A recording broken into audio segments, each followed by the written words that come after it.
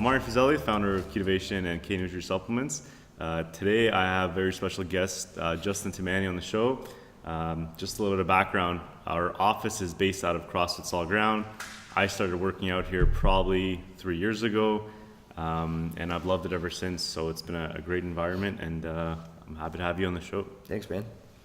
All right, so just tell them a little bit about yourself and how you got involved with this crazy sport This called is a CrossFit. big start. So I started with CrossFit in 2012. So a year after I graduated university, I was working at a physio clinic, and the massage therapist I was working with at the time was into CrossFit. So he'd kind of introduced me to it, and I started looking at the media stuff that CrossFit puts out and kind of got into it. And the clinic I was working at was never great with how they took patients from being a patient to taking that next step forward to recovery. It was kind of always like this constant cycle of always coming back, and then it was like, oh, but they need this, they need that. Like, let's buy them a thing. You need this orthotic, you need this stim machine. They're always trying to sell it, and I get it. Like, they're trying to make money. But when you're telling me somebody's got an arm injury from, like, you know, playing hockey and getting crushed in the boards, and that they need orthotics, I was like, come on, give me a break. Yeah. Like, I'm not selling them that. Like, I can't do that in good, like, moral conscience or whatever. Right. So I started looking at CrossFit in this model of teaching people how to move, teaching people how to fix themselves and get stronger on their own and take ownership over their own fitness and recovery and health. And yeah, CrossFit is a competitive space, but at the same time, if you have a good coach and you have a good gym, you're going to learn how to move better. You're going to become more flexible. You're going to go through different drills that are going to make you stronger, improve your range of motion. And a lot of time that active recovery type movement work is way more beneficial than some of the things that we were doing in the clinic of, like, okay, here, we'll just put ice on it for half an hour, and then you sit here with this machine on it, and then, oh, that feels nice, right? And it's not doing anything. Yeah. So Yeah, no, that's actually probably the first thing that I noticed when I started CrossFit was, the focus on training movement patterns. And I had never done anything with my legs before. I'd never done a squat, never done a lunge.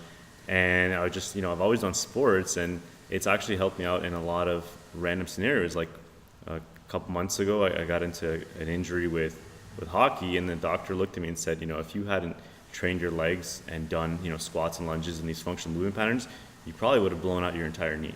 Yeah. And so it goes, I think, far beyond just competitive, get in the gym and sweat. It's building functional movement patterns that kind of apply to your everyday life. yeah, and that movement patterns, like, they cross over, and that's the thing. Is like, we're not just coming in here and doing this isolated thing and not really explaining it and making you kind of, like, do half squats, touch your butt to a bench that's like 30 inches off the ground, and then, like, we're teaching people how to move properly. And sometimes I jokingly say they have no business doing this, but they make all the progress in the world because they came from a background that they'd never done anything before. Mm-hmm.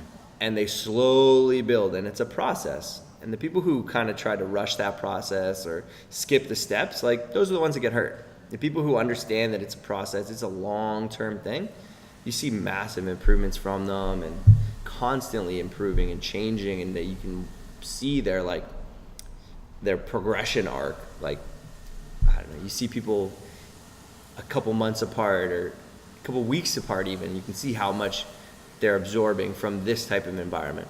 Yeah, it's cool. And like when I first heard about CrossFit, all I knew about it was videos on the internet, and I had my own, criticisms, or I was a little bit skeptical about it. But as soon as I got started here, I started to think about all the people that I saw in, the global gyms that I went to and the kind of movements that they were doing, and I was like, that's what's really dangerous. Yeah. Is people that are picking up weights that they shouldn't be picking up and throwing their body at it and just, Yeah, like, there's funny stats that are out there that are like, oh, there's this many injuries in CrossFit and this, and everybody gets hurt and this and that. It's like, look at the number of injuries in runners.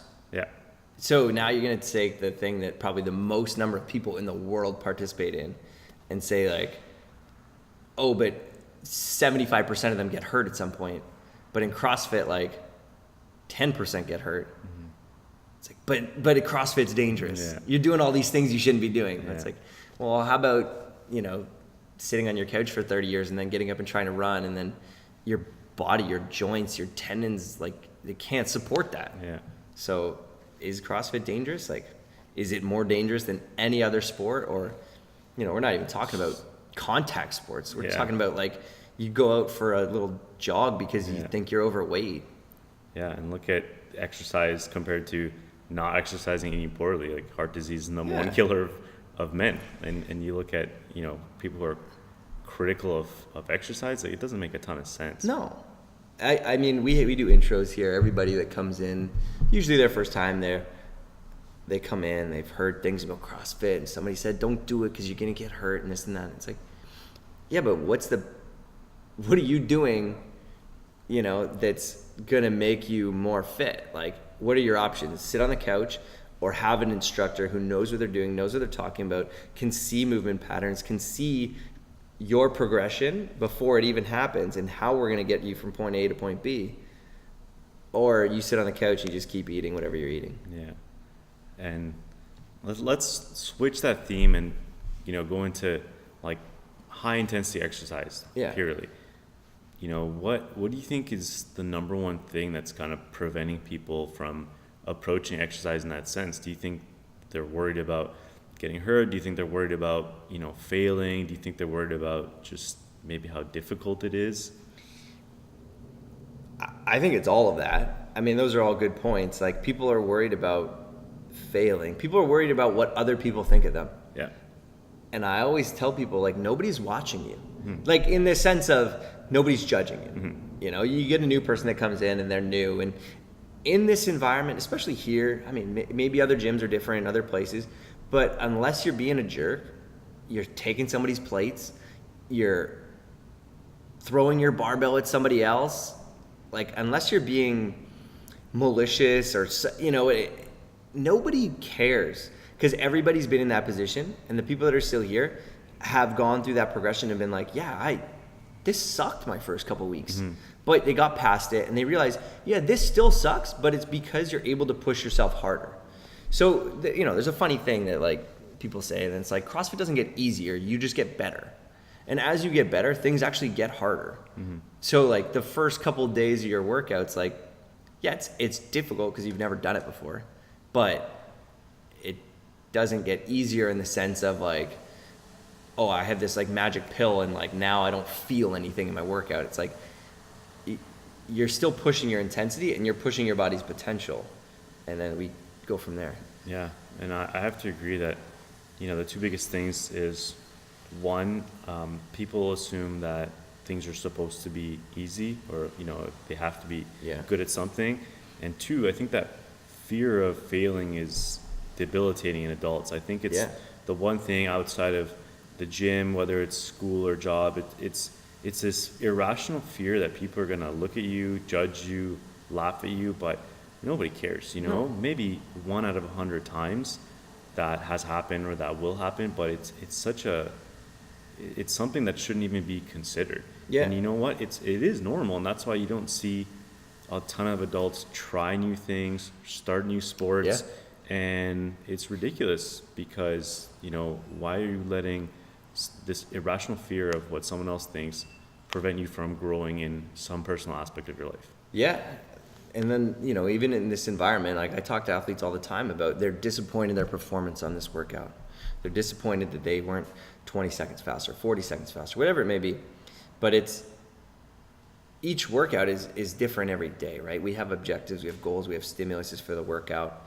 But you don't learn, you don't grow if you don't fail. Right?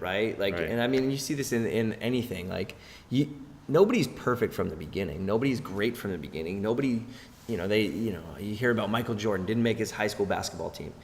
You think Michael Jordan gives up because of that? No, it made him better. That's the whole point, is it you got cut from something, you weren't good enough for that. Well, get better. Like, if you fail at a movement, or you fail at a workout that has these combination of movements. You know, the open is a good example for CrossFit sense. Like, you're qualifying for the CrossFit Games, you're trying to qualify for the regionals. I had 3 years in a row, 2 years in a row where one workout was the thing that kept me out. Different workouts, you know, 1 year it was the difference of like 15 reps kept me out of regionals. The next year it was like whatever that, I forget now, it was like time or whatever it was. But that made me understand that nothing is handed to you in the sport. Like, just because you did good on a couple different things doesn't mean you earned your place. You have to be well-rounded. You have to work for it. And that realization of like, okay, I have to work for this. I have to improve on these things motivated me to do a lot of different things in the space. It didn't make me give up. Where a lot of people, I think, could just see that difficult workout or movement and just be like, I'm never doing that again. It's like, no, like, get better, and then you can take the next step. Well, why didn't you do good? Were you slow? Was it a mental thing? Was it physical? But you can apply that to everything in life. Like, yeah, you had a even bad relationship with somebody. Well, why did I have a bad relationship? Because most of the time it's not 100% on the other person. So yeah, that's I think, you know, the ability to be self-aware and objective in the moments of failure, which again, it's going to happen. If you want to succeed at anything or get better at anything, you have to almost, you know, not just prepare for failure, but expect it, because it's going to happen. If you want to get better, if you want to be better, you want to do better, you're going to fail at some point. And if you don't fail, you have zero opportunity to grow. Yeah. Because, you know, if you reflect on the kind of, you know, the kids that you grew up with who were naturally really good at sports, like a lot of them just eventually lost that drive because they had no ability and no room to grow. That's one of my favorite things is like, you look back on, you know, whatever sports teams, you know, you played on in school, how many of them were the best when they were 13, 14, 15, and were also the best when they were 20. And I look back at the teams I was on and the different sports I played, and like the number of people that coasted on their talent from when they were 13 or 14 to when they were 18. These guys didn't go anywhere. They just coasted on their talent. They didn't have any adversity, right? They just had that natural skill. Right. And they never had the drive to go to the next level because they were just like seen as being the best when they were 14. It's like, cool, you're a great athlete when you're 14, but you're not at a national level. You're not at a level where you can go up, but you're seen as the best on your team. Well, I mean, that's great. You're the best on your team then, but when it counts, when you're getting paid, when you're making money, when you're getting scholarships, you didn't put in the work from when you're 14 to 18 because you're already the best when you're 14. Like, that's an issue. So, yeah. I mean, it's an issue if you want to go on. Yeah.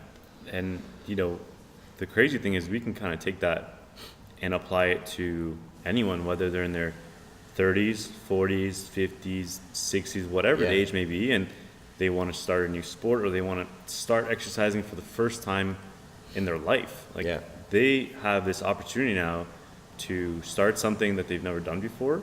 And, you know, instead of looking at it as, you know, this great big barrier, just to change the mindset, to look at it as an opportunity to be, you know, in that challenge mindset, to kind of accept it as something that they can get better at and see, you know, progress that they can be happy with. I think a lot of people stop themselves from ever starting. Say it's someone in their 40s and, you know, they've always wanted to exercise. They've always thought about it. You know, they've made promises to themselves that they've never kept. And, you know, if they just shift their mindset to look at it as a challenge that, you know, they can overcome with enough work and patience, then I think a lot of people will be better off. Yeah, I couldn't agree more. Like, that mindset shift of just getting over that, I don't know what it is, fear of failure or fear of being being uncomfortable. I think that's probably mostly what describes it. Like, you're uncomfortable either in the workout setting, the fatigue setting, or like, you know, the environment that you're in. Now, I'm saying the environment, but like being in the gym can be uncomfortable. I'm not saying being in a gym with a bunch of like shitty people that you don't like. Like, yeah, maybe that's time to go look at a new gym. But coming to a CrossFit gym where you have a space where you have a community of people that are all willing to support you, like, if you can shut your mind off about what other people are thinking, what you think other people are thinking, that's more so what it is. Yeah. Man, you can see some great progress. Yeah, I totally agree. And, you know, it was around the end of high school for me where I started reflecting on sports and certain things that I hadn't had the opportunity to do. And at first it was like a negative thing, like, man, you know, I never got the chance to get good at swimming or start snowboarding or start playing hockey. And then after that, I was like, well, why can't I? You know, just because I'm 18 or 19 doesn't mean I can't start this. No. So I've spent the last few years just learning to play hockey, learning to snowboard, getting better at swimming. Like, it was hard. It was really, really hard. When I started snowboarding, I broke my collarbone in 6 months. When I started playing hockey, I broke my ankle in the first 6 months. Like, these are not easy things to overcome as an adult. And I did feel stupid. Like, that's the honest truth. Yeah. I would get on the ice with a bunch of grown men who had been skating since they were 5. And all I had to do was just keep my head down. And if somebody laughed, then somebody laughed. But the ability to just, you know, focus on why you're doing something and just, you know, keep to yourself and just come back every day a little bit hungry for more was important in what I was going through. And I think that a lot of people feel the same way. You know, you can't look at someone that has gotten better at something and think, oh, they've got it naturally or they've had it easy. You have to understand that everyone still struggles. Like, I'm sure you have days where you come in, you're tired, you don't want to work out. No. Right? That's real. And actually, to go back to what you're talking about, like, we've been swimming with a swimming coach. Yeah. We've been with them for what? We've been working with them since, like, November of last year, right? Yeah. And that one day when we went out and we were swimming and then we were doing, like, diving practice, water entry. Yeah. Me and you were belly flopping like idiots. Yeah, but, we looked really dumb. Everybody's laughing because, like, yeah, we look silly, but like, nobody's taught me to do that before. Yeah. What am I supposed to do? Like, do this. Like, okay, cool, I'll try. And it's like, I've never done that skill before, in the sense that, like, you know, all these people who've been swimming for years and years and years, they're like, oh, look at these two. But it's like, we've legitimately never done this before. Yeah. But I think at the same time, we did double the number of reps because we both want to get better at it. Mm-hmm. I belly flopped like 20 times in 10 minutes, not trying to. Like, I was trying to get better at that skill. Yeah. And I'm trying to learn that skill. But I don't care how it looks. Like, I'm going to look stupid. You know, it's like you're learning something new for the first time. You know, if I were to laugh at everybody that came in here and started snatching or cleaning for the first time and like, oh, you know, like, oh, that's funny. Like, oh, you just hit yourself in the chin with the bar. Like, it's not productive for their development. So, I mean, like, I get it. It was funny. Yeah. You know, it was funny. Like, you just belly flop. Like, everybody has done it before. But from the sense of, like, we're trying to learn a skill that we've never done before, it's not necessarily productive. And that could have turned everybody, or you and I or whoever else was doing it, away right there, because people are like, oh, look at these idiots. Yeah. But it didn't, because we knew, okay, we got to get better at this thing, so let's keep doing it. Yeah, I 100% agree. And actually, so Nemo is going to be on the podcast very soon. Yeah. I'm looking forward to that because I think, you know, swimming is one of those sports that's really hard and you feel like an idiot when you're not good at it because it's something that some people are so naturally good at. They've been doing it from such a young age. Exactly. Right? Like, yeah, I've been, you know, I can sprint. Like, I did track throughout all high school. You ask somebody to run 100 meters as fast as they can, they look silly. Yeah. It's the same thing. Like, people have been doing it their whole lives. Yeah. And that, you know, goes back to just training patterns of movement. And if you look at, you know, studies done on children, especially young children, the reason that they get so good so quickly is because they don't care about what other people think. No. When a kid tries to walk and he falls, even if someone's laughing, they don't care. There's no sense of reputation and pride in a child. No. They are void of all ego, and all they want to do is just get better at that thing that they're doing. Yeah. So that's why you put kids into sports at the age of 3, 4, 5. When they get down or they fall, they just get right back up and try it again. Yeah, because what do they don't care. They don't have that, what is it, the self-awareness or whatever, it hasn't developed at that point in their life. Like they don't see that outside,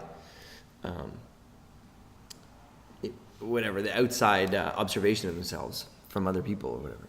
Yeah, and it's a hard thing for adults, but I think it's well worth working on. And our motto is stay focused and be consistent.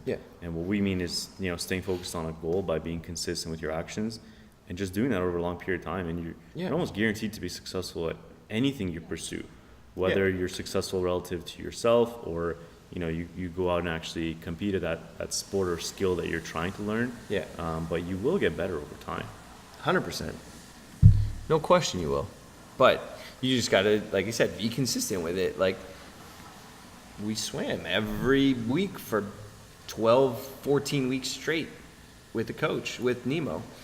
And we both got better. We both got noticeably better week to week. But relative to the people who've been doing it their whole life, that's 14 weeks out of, somebody who's been doing it for 14 years. It's like, yeah, we don't look that great. But from the point that we started, the point that we finished, look way better. Yeah, for sure. And even I have days where I'll come into the gym and, I'll do poorly on something and I'll be pretty down on myself. It's not something that I think ever changes. No. Especially if you want to get better at something.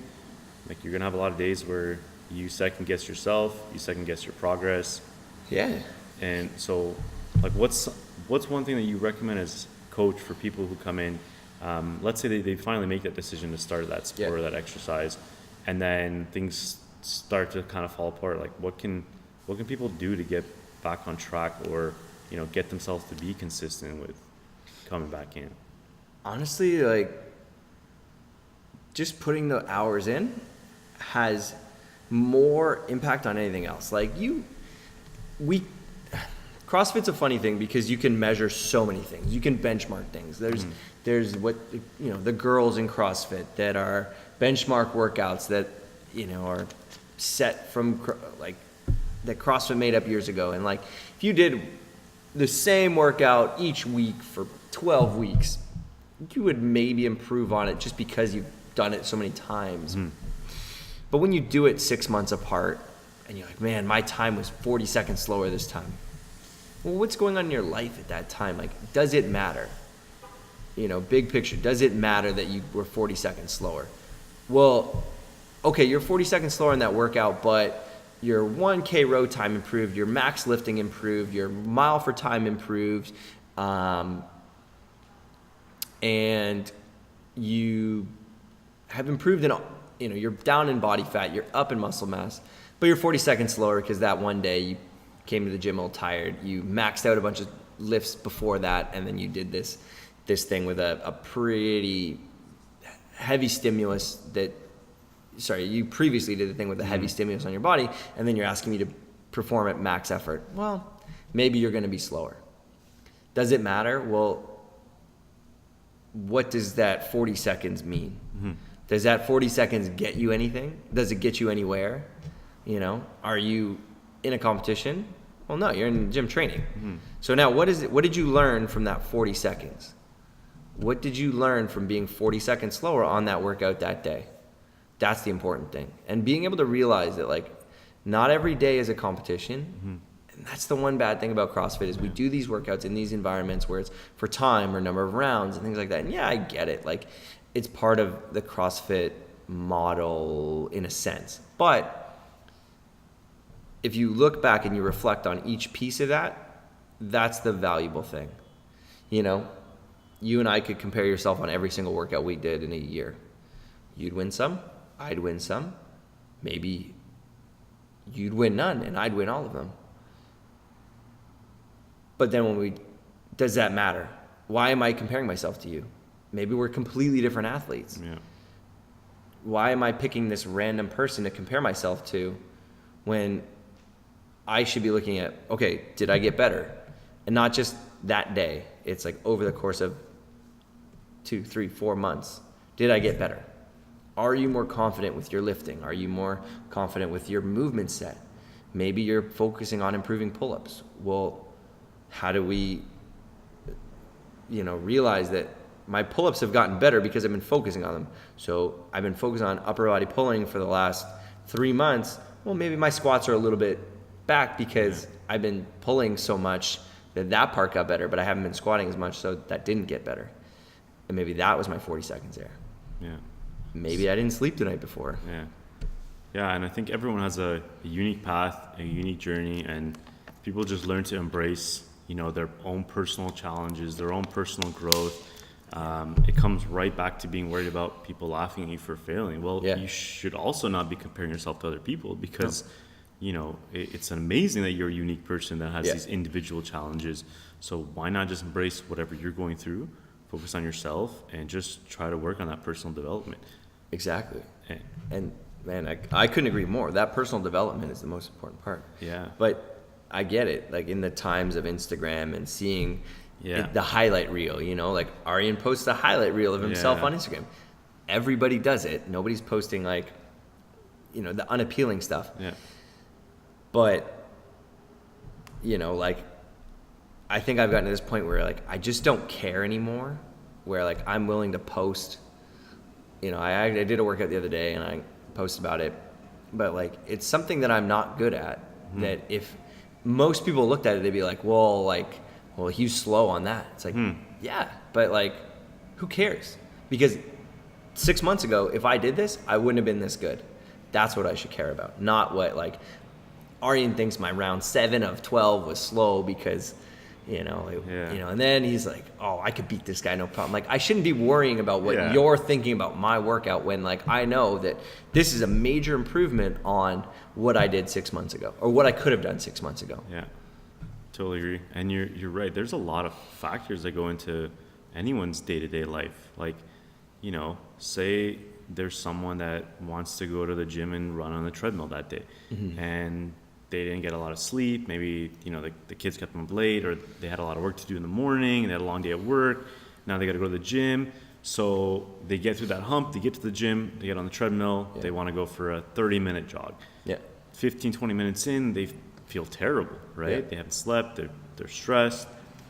And, instead of thinking man, I haven't been able to run better than the last time I was here, or this is really hard. It's well, there's certain things that you just can't account for. And the fact that you showed up, or that you made that decision to just get on the treadmill, and even if you cut the workout short at 20 minutes, at least you showed up and did the work. Yeah. And I think that's more important than staying home and just kind of letting everything pile up as an excuse. Yeah. I used to get really caught up in making sure all my pieces were done. I was trying to qualify for regionals. I was trying to do all these different things. And I was okay, I've got 7 pieces to do that day, let's just say. And I got caught up in being I got to wake up early. I got to be at the gym at this time to get these pieces done before I coach, before I eat, before I work out again. And then I wasn't sleeping. I'd be sleeping 4 or 5 hours a night. And I'd be coming in exhausted, half-assing that first piece, dragging through my morning clients, not giving them the full attention, and then trying to stay awake, drinking too much caffeine to get my next workout in, and that one got affected. Instead, I just started saying okay, I've got X amount of time. Sleep is a priority. Making sure I get that sleep in was a priority so that I had a good training session.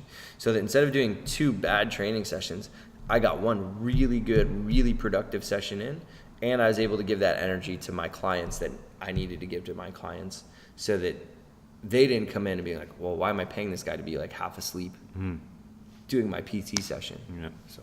And you can get a lot, the average person can get a lot out of a quality 30 to 45 minute workout session 4 times a week. It doesn't have to be this great big mountain. And if you look at a 45-minute workout 4 times a week and the chunk of time that would take out of your 7-day week, it's not a lot of time. No. If you say that you don't have enough time, you're making an excuse. 100%. Yeah. There's no way that someone can't make 45 minutes to exercise 4 times a week. It's just not realistic. I've had days where I'm here for 10 hours and I've got 7 hours worth of clients. I'm in the gym for 10 hours. I have 7 hours worth of clients. Think about okay, then I have to eat on top of that. I have to do, answer emails, check the phone messages, do that kind of stuff. Okay, now I only have, 1 hour. and then I'm tired. So I'm, taking that time. I go, okay, I've got half an hour. I start a timer, get my exercise in, and I'm working hard for that half an hour with zero distractions. I feel better about my day than if I were just go, man, I'm tired. I didn't get anything in today. Like, I didn't have time. You start playing that mental game with yourself of like, I didn't do enough. And then you beat yourself up. And then the next day you try to overtrain. Mm-hmm. And then you mess yourself up even more because now you're overtraining. Just be consistent, right? And pick whatever you got to do that day and focus on that thing. Shut your phone off. Throw it in in your change room or in your bag or whatever, and don't touch it. Get your half an hour done, and then you'll feel better about your day, or you'll be happy with your day. Now, if you got kids, things like that, okay, you may have some issues with that. If you don't tell me you have half an hour, even if it's to do your own workout at home. Yeah. We did a home training program that had some great workouts in it. Mm-hmm. Super easy to do. Yeah. And all you have to do is not complain for half an hour and just put your head down and put that work in. You'll be fine. You'll get a good workout in. Yeah. Like I remember, at the peak of my school, finishing up graduate school, be up 6 a.m, especially, towards the end of the week, like Fridays, still waiting tables on the weekends. So get up at 6, go teach in the mornings, do my lab work, manage my startup, come in here, try to train from 3 to 4, then head to the restaurant, work, a dining room shift from 5 in the afternoon till 1 in the morning. Yeah. And that was like a 16, 17 hour day. Yeah. But I just made that a priority. I told myself, no matter what, I will manage that 30 to 60 minutes to just get my workout in. Yeah. And you know what? It helped me get through the evening. It gave me that little bit of energy that I needed, cleared my head, and it was extremely helpful. I didn't want to do it when I came in, but I felt a lot better when I left. Yeah. I mean, there's days where I'm here at 6 and I don't leave until 9 at night. And there's days where I literally do not see the sun come up or go down because I'm inside of a building that, wintertime, like I'm not opening up the doors to like get some sun. So I'm in here for 14 to 16 hours, whatever it was. And I still make it a priority to get all my work done, put my head down, work with my clients, try to give that energy. Yeah, I'm tired, but does that workout make me feel better about my day? 100%. If it's half an hour, if it's 2 hours, 3 hours. Usually, if I'm doing stuff for 3 hours, I have a more productive session. I have a more productive session if I only do an hour and a half versus 3 hours where I give myself more time, more downtime. That hour and a half that I'm really going after is way more productive than if I have 3 hours where I draw everything out. Yeah, 100%. And I like the way that you said that. So just to, kind of sum things up, if you're a person who's looking to start something, whether it's a sport or exercise, it's high intensity, low intensity, whatever it may be, just accept the fact that, there will be struggles. You might fail at first, and not every day is going to be easy, but it's going to be damn worth it. Yeah. I've never heard someone regret a workout that they did, only a workout that they missed. Yeah. You never finish a workout and go, man, I shouldn't have done that exercise. I shouldn't have felt that healthy afterwards. It just won't happen. Couldn't agree more. Yeah. All right. Well, thanks for being on the show, Justin. Just let everyone know where to find you, what you're going to be up to, and how to connect with you on social. Yeah. So you can find me personally at Coach Tamane, Tamane, on Instagram, and then the gym, CF Solid Ground on Instagram as well. CrossFit Solid Ground. So if you're ever in the area, you guys come check it out. What we're up to next, I think I'm heading down to do a competition in Saskatoon in a couple weeks. And so I'll be there for that. And then at the gym, we've got some more community-based stuff coming up in the next little bit. We're gonna try to launch a new kids program soon. So if you have kids and you're in the area, we're gonna have a new Solid Ground Kids program coming soon. Sounds good, man. All right, and if you guys want more information on us, you can find us in the link below, or head to Ketovation.com. You can find us on social at Ketovation for Instagram as well as Facebook. And if you guys have any questions or you'd like to be a part of the podcast, just shoot us an email, info@Ketovation.com. So thanks, Justin. Thank you.